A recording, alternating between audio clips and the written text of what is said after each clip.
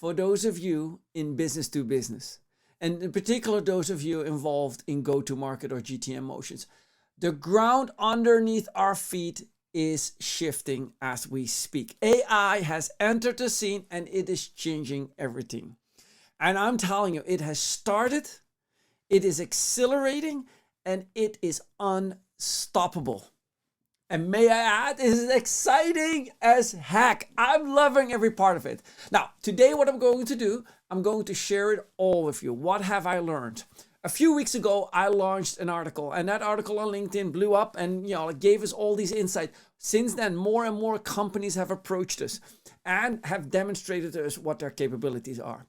One particular company stood out. That company is called OneMind, and that company brought us the idea of a superhuman.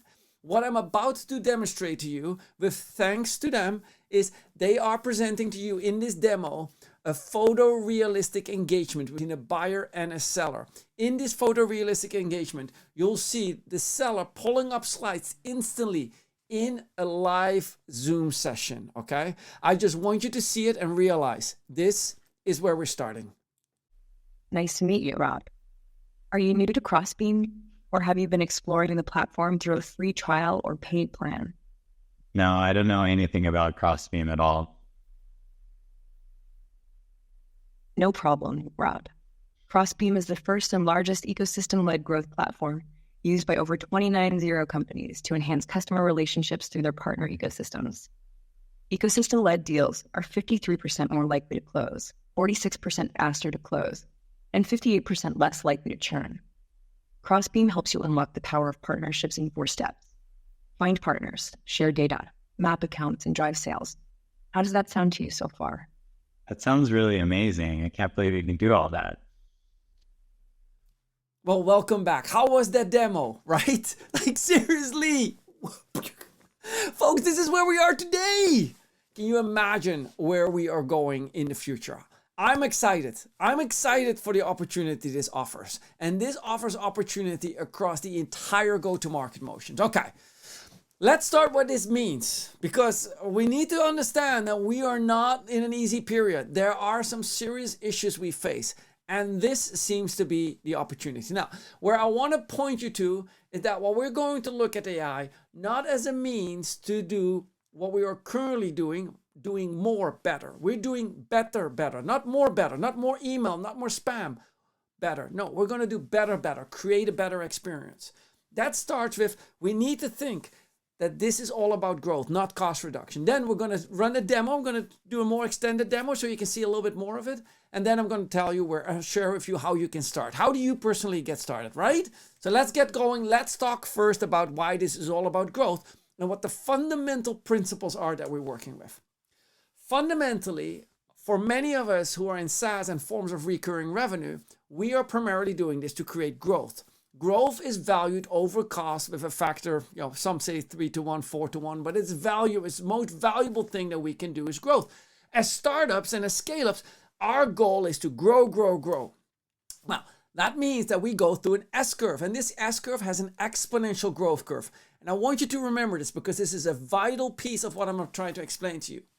This exponential growth curve that we're going through, that we are having to have as the output of what our enterprise is doing, of what we're all doing together, we mostly do that based on hiring more people, right? When a company grows from like 10 million to 100 million, it grows often from about 20 people to 200, 300, 400, 500 people. It grows people exponentially, grows people. But the people performance doesn't grow exponentially. And that's the reason why we need to hire more and more people. If you hire twice as many people, you're not going to get 4 times the output. If you hire 4 times as many people, you're not going to get 16 times the amount of output. No. If you hire twice as many people, you're going to get 1.5, 1.6 times the output. And if you hire 4, you're going to maybe have 3.5. Why? Because people are having issues, right? Some work, some don't work. Some work out, some get fired, some leave. And so it is a very linear process. And in order to get that linear input to generate exponential output, we simply hire more, right? If we need 10 more people, we hire 50 more people. We take that into account. The problem was, this costs so much money. This is the reason why we had so many SDRs and so many AEs.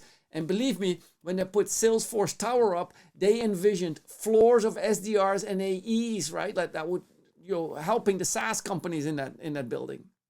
So we need to do something different. The way how that works is we have learned that from PLG. We have learned from PLG that is based on systems growth, not on people growth. When the PLG company grows, of course, they add a few people here and there, but those people are operating processes via systems, via AI, via tools and techniques. System-based growth and systems scale, as we have seen with PLG, they do scale exponentially. Now, we can find the problem of this in every day when we look at public companies. What you see down here is a number of public companies that we looked at the last 5 quarters. You can see this back. I've reported extensively on this under the topic GTM Efficiency. And what we notice here on the vertical axis is the amount of dollars needed to secure $1 of net new revenue. That pink line there, that line says, at that point in time, I'm using $2 to acquire $1 in net revenue. $2 on sales and marketing spent, pulled from the public figures. If you have $1, you need to generate $2. If it costs you $2 to generate $1, you need approximately 9.5 years to recoup that back and to run a successful, financially successful business. Now, you can imagine if you spend $4, $5, $6 that you need extensively longer periods in order to run that. What we see today, and for each company over the past 5 quarters, we see that the GTM efficiency, the system is running less and less efficient. They need more and more people. They need to keep increasing the spend to keep the growth up, right? And that is the challenge. And you all know this. This is nothing new. Come on. Look at your email, how much spam. Look at the text messages. Look how annoyed you are. All of us are when we get addressed on LinkedIn and somebody's trying to sell us on LinkedIn, right? Like, look. These current methods have run their gamut. It's it's no longer working the way they were supposed to work. They still work, but it just needs a lot more investment. That's what you see down here. We need a lot more people. We need a lot more this, a lot more that, and that's costing money. And the model is not designed that way. That model that we're currently running is inefficient, but also ineffective. Now, let me draw your attention what I mean with ineffective, because there's a reason for that. And once you understand the reason, you go like, So I'm going to point out this to you. And now I'm going to run this story by you first. My wife was stung 3 times by a wasp on a hike the other day. And she had an allergic reaction. It actually inhibited her breathing. Very, very scary stuff. So she made an appointment with the doctor soon after. And while she was preparing to see the doctor, she studied. She studied what is a wasp, the venom, and so on and so forth.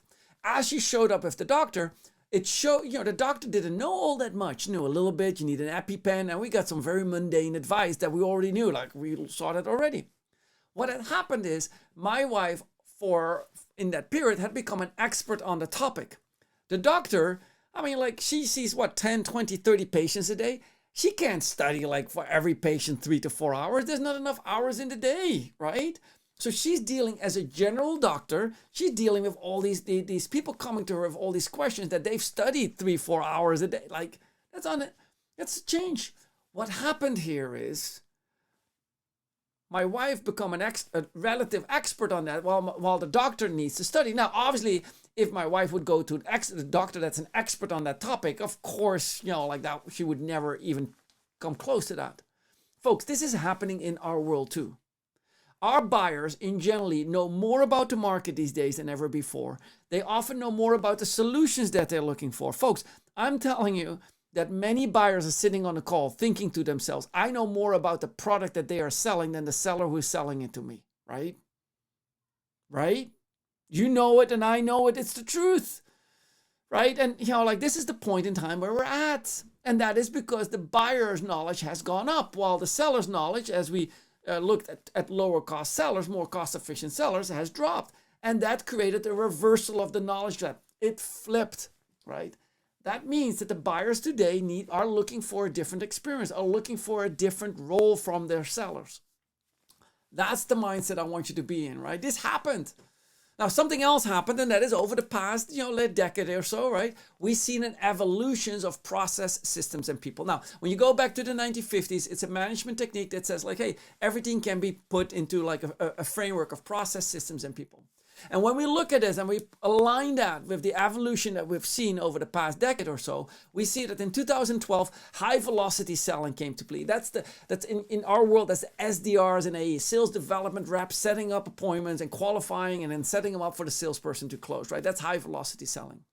Shortly after, that was optimized by email sequencing. You notice the sales loft originally, shortly followed after that by outreach and all the slew of other companies who came there to be. And so that became, in 2016, we optimized these systems in order to increase performance of the people further when we looked at targeting. Companies like John Miller's Engagio came to play and became a product, right? And then Terminus became another product, right? Like these solutions came into the market and they primarily said like, hey, what have we been doing manually with people effort, we are now going to do with systems, with tools.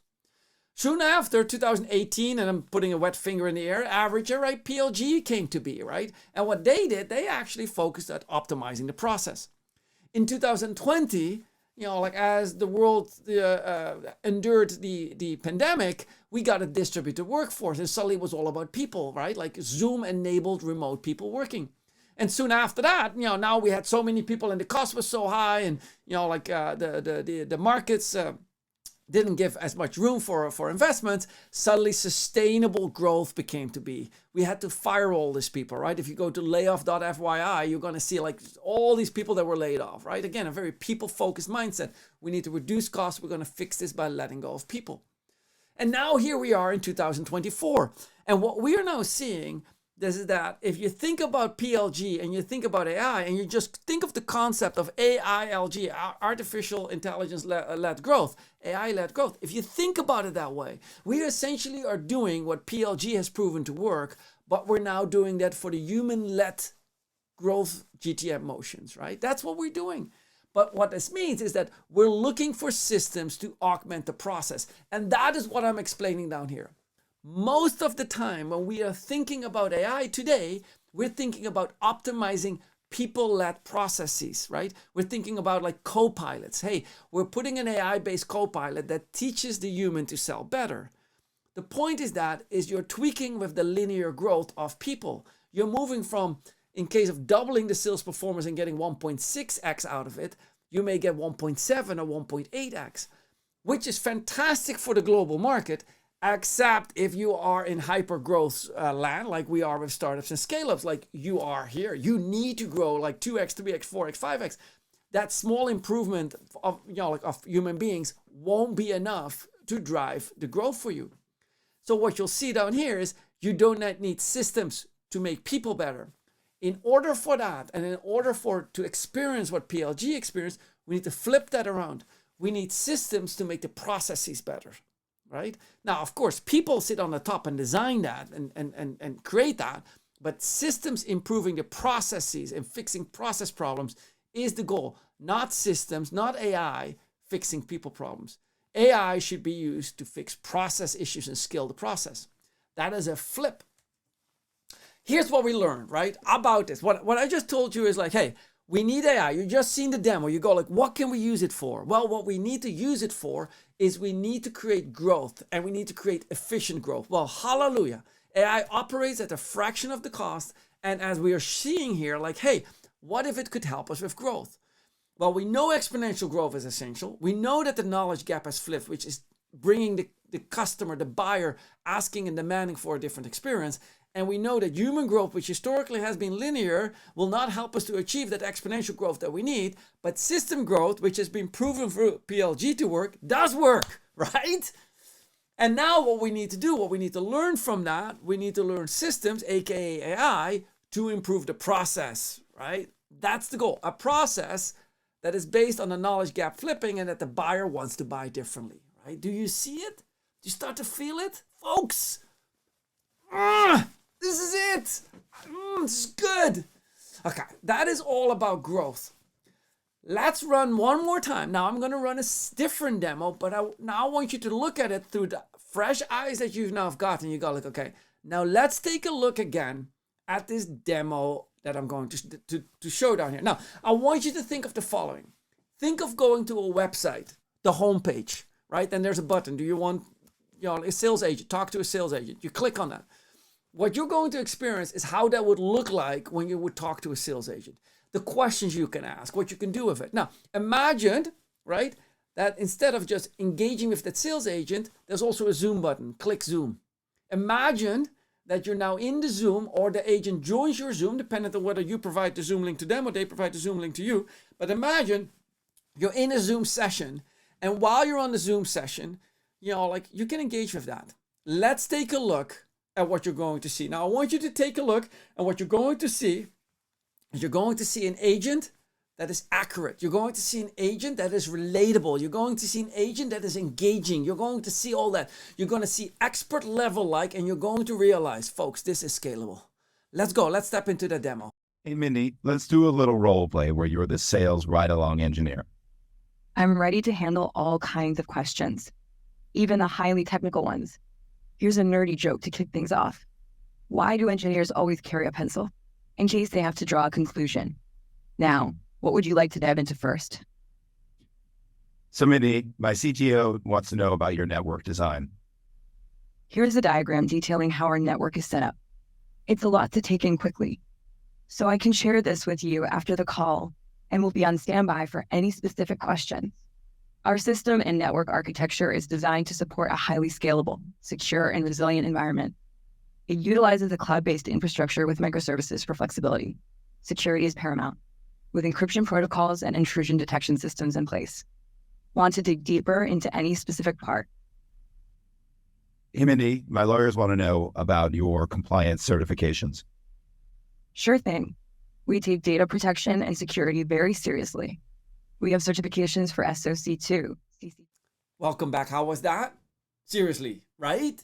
Look, I know there's issues. You know there are issues. But folks, you got to realize where we were a month ago and 3 months ago. And you got to go understand. Look, let me give you an idea. When the Apollo mission launched, I think the US spent 37 billion on that. That is an investment that took about a decade, right? And they spent, in today's value, about $150 billion on that, right? If you look at cancer research over the past 25, about $200 billion were spent on that, right? Folks, we already spent over $150 billion investment on AI, and there's another 150. So by the end, within a period of 3 to 4 years, $300 billion will be invested, more than on the Apollo mission, more than on cancer research. Folks, the largest companies on the world are spending every dime that they have and investing in this. If this is where we are today, where will we be 3 months from now, right? Seriously, think about that. Okay.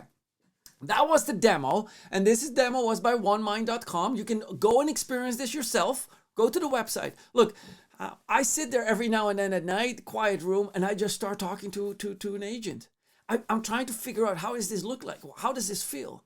And, do it. Experience it. Look, nobody could tell you how ChatGPT was until you experienced it. Go talk to agents, right? For example, the onemind.com superhuman. What you'll see from this demo, you have to realize this was engaging. It was on point, and I need you to understand, based on the investments that are being made, this is exhilarating and unstoppable, right? We all got to realize that. Okay, that was for another demo, right? You get the sense of it. Where do we start? Jacco, I'm excited. I'm pumped. How do I do this? Where do I go from here? Folks, I wanted to pick to you what the nature of an agent is. Now, we're going to focus an agent on a specific area. I gave them specific names, with thanks to my friend Dave Boyce, my colleague and friend Dave Boyce, who said, give them names, Jacco, give them names. So Scout is our outbound, agent. Finn is our inbound agent. Mia is our seller. Quinn is our onboarder. Lena drives adoption. And Sasha is our growth agent. Folks, these are all agents. They are not real human beings. They work together. They specialize in a specific area. Now, many of you probably know either Scout or Finn or Mia the best. I'll pick Mia for the time being, right? Mia is the seller. What I'm going to do, I'm going to give a description how Mia would work. Now, Mia runs a sales process. This process needs to be fed. Mia, again, is an agent, right? And so Mia, as the agent, needs to know a process. In that process, Mia runs a discovery call here at the top. And for that, Mia, in that discovery call, she's going to run a diagnose. As part of the diagnose, she needs to learn how to ask questions. And as part of those asking questions, she needs to learn how to tell a story. She, share a customer story. For that, she needs to know different pocket stories. And those pocket stories are derived from, guess what? Existing customers. So for example, if Mia is talking to a bank, she needs to know the ICP being a financial institution and so on and so forth. This creates a loop. This is the process that have. But everything of this can be an agent. So Mia as a seller can be Mia specialized as an agent, a sub-agent of Mia that does nothing but discovery calls. Then a sub-agent of Mia, the discovery call, is Mia who runs the diagnose. Then we have Mia who runs the story. All of these are agents. Let me tell you, you already do this every day. When you travel, you have an agent that books your travel. You have an agent that transports you to and from an Uber to the airport. You have an agent, an airplane that takes you from spot A to point B, and so on and so forth. That is a form of agentic thinking. Think it in modules, right? What are the modules? And you'll see that down here. Now, what you can also see is that all these things are specialized agents in that. That creates another level of agents. So for example, if I'm running multiple diagnostic calls, I can have an inspection agent who specializes at listening to all the different diagnosed calls and says, hey, there's a way we can do that better. And if we do that better, we should improve. I have an expertise agent like a storytelling, like that is a specialty, and I can upload new skills. Like remember the movie The Matrix where Infinity gets uploaded with this new B-25 helicopter program, how to fly a helicopter, or Neo gets taught how to, within a flashcard insertion of how to do Kung Fu. Well, we have agents that specialize in different storytelling. Like could be men in the hole storytelling and so on. Like there's a specific storytelling format. Then at the top over there, you see we can have an agent that does nothing but listen to existing customers, learn from that, and identify new targets. That is a targeting agent. And I can have a forecasting agent. All these agents can run simultaneously, which is something we called Mia, the sales agent, right? And Mia, the sales agent, has a colleague called Finn, the inbound agent, who has a colleague called Scout, the outbound agent. All these agents need to communicate with each other. That, ladies and gentlemen, is the power of something we've designed at Winning by Design long ago. That uniform bridge between these agents communicating is called SPICE. And SPICE not only communicates between Mia and Finn and Quinn, SPICE also help communicate between the diagnosed, the storytelling, and the customer stories, and so on and so forth. What you find is that human interface, that interface that we today do verbally, needs to be automated with AI system. And for that, as many of you know who are SPICE customers, can be used in that way. Jacco, I love this. Love it. Where do I get started? Look, I want to show you a very basic concept, right? And the concept is this. AI needs to be hired. It needs to be trained. It needs to be, onboarded, trained, coached, managed, all that. You need to think AI as the same way as a human being. Now, here is the Winning by Design process, how we would normally build out a sales organization or a go-to-market organization with customer success or marketing elements of it, right? Look at this on the left. We take your KPIs, we identify your customer journey, your different processes, right? Your ICPs that you have, ideal customer profiles that you have. We collect all the data, the conversion rate. We listen to calls and whatnot, read emails. From that, we do a diagnose. That diagnose tells us, okay, here's an optimized process. Here's the best playbook to execute that. And here's how the skill training associated with that. We then go out and we train people on the top, right? Now, what we do here is, folks, your AI needs the exact same training. It needs to know which ICPs they're calling on. Now, a person, I can only give like 3 or 4 ICPs and overload, right? An AI, folks, we can create hundreds of ICPs. Right? Think about that. Okay, so this AI gets the exact same information. It gets the processes, the playbook, and the skills. And it's uploaded alongside your product information, alongside your market information. It is training on this. And that's the key. The training of the AI. You're going to hear this every time. You're going to go, why are we training the AI? You're going to hear the smartest people on earth that are the most experts in AI going to talk about training the AI, training the AI. Folks, this is all about training the AI. That AI, once it gets trained, needs to be managed afterward, needs to be improved. We need to see that conversion rate improve, whether it's a seller that improves the win rate. This creates 3 steps for us. Step number 1, determine where is your best use case? Run it. Like, where are we going to apply AI and where is the best place to start? Number two, you then need to train that AI system. And number three, you then need to iterate. But here's the beauty of it. There's a difference between AI and human beings. And that is that when your human beings operate at the top performers, in particular sellers are like performing really well, they have a tendency, not all, but some of them have a tendency to walk out the door because they get paid elsewhere more money. And when they do that, they walk out with all your knowledge. All your investment walks out of the door with them, right? If you didn't integrate that in these processes and the playbooks and the skills, they'll walk out of them. In a way, their knowledge dissipates. And those of you who have been reliant on their SKOs or RKOs every year know that within 30 days after RKO, most of the knowledge has dissipated. AI is a different story. AI is a different story, people. It will not only accumulate, it will get better. The knowledge will sharpen up, right? Okay. Now, I'm not saying that this is going to replace all salespeople, folks. Obviously not. I'm just telling you, we have a large amount, way too many salespeople that we literally had to pull off the streets. And believe me, I was one of those people who, on behalf of our customers, had to pull people off the streets. We were training unskilled labor to become skilled labor in a way in order to deploy them in this field. Many of these folks weren't in sales, and many, after they leave this job, will not be in sales ever again, right? I'm just letting you know is that part of the working population that we refer to as a GTM motion will be replaced. Experts will not be replaced. They will be augmented.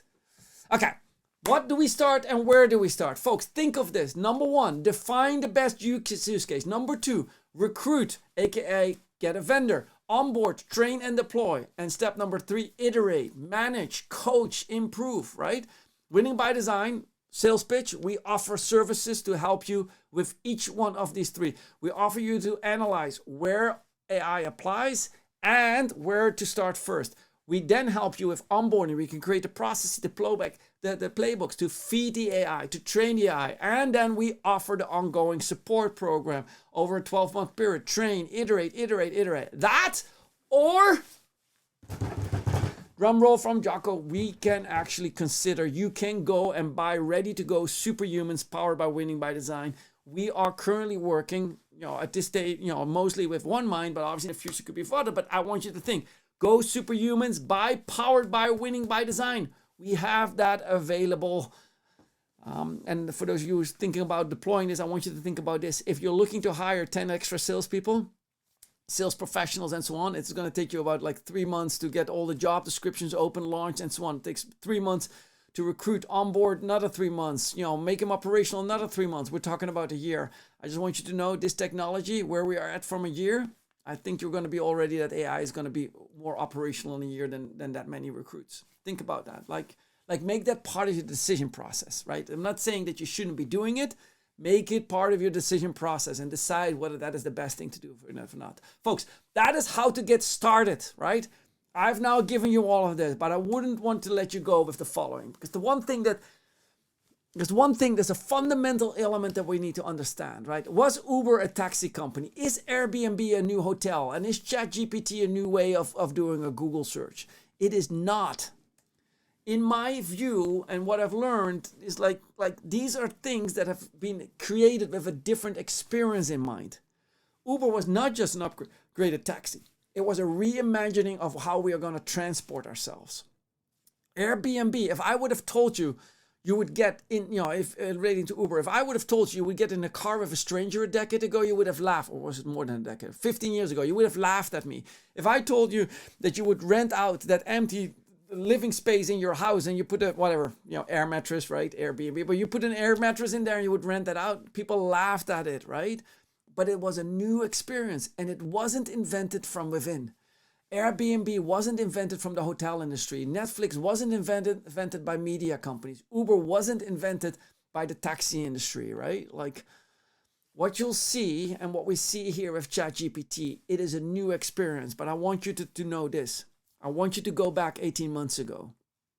18 months ago, you were still doing a lot of Google searches. Okay, today, not only has much of your traffic, from all of you listening, much of your traffic from Google has dropped because you're doing more and more work in ChatGPT than ever before. If you're like me, at least 70% has dropped, but I would say it's more like 80, 90 for me personally. But hey, for all of you, you need to make that decision yourself. How much did it drop? But not only did it drop, the quality of what you get out of ChatGPT is so much higher than what you get out of Google. It has become a new experience. If we choose to use AI to do the same experience but make it cheaper, we are not getting the opportunity that is put in front of us. This will engage in a new buying experience. We will learn more about a new buyer. The buyer will start changing. I don't think we have a good handle on what that will be. Where I will tell you where it will start. It will start with an agent on your website. You click want to speak to an agent. That agent will engage. That is an AI system that you can ask any question. There will be a Zoom button. When you click on that, either will ask you to enter your Zoom credentials or it will give you a Zoom to start. It will engage right away in the conversation. That's where it will start. And it will be there within weeks, months, not years. It took ChatGPT 18 months to replace 70% of one of the world's largest companies. Do not underestimate the power that AI is going to have on GTM motions. If you want to learn more, you want to get started, this is kind of like, hey, we need to start this. Folks, download this white paper. Obviously there's a QR code, but just type in winningbydesign.com, go to the research site, and then it's one of the most recent research paper. Go do this, get started, start practicing with it.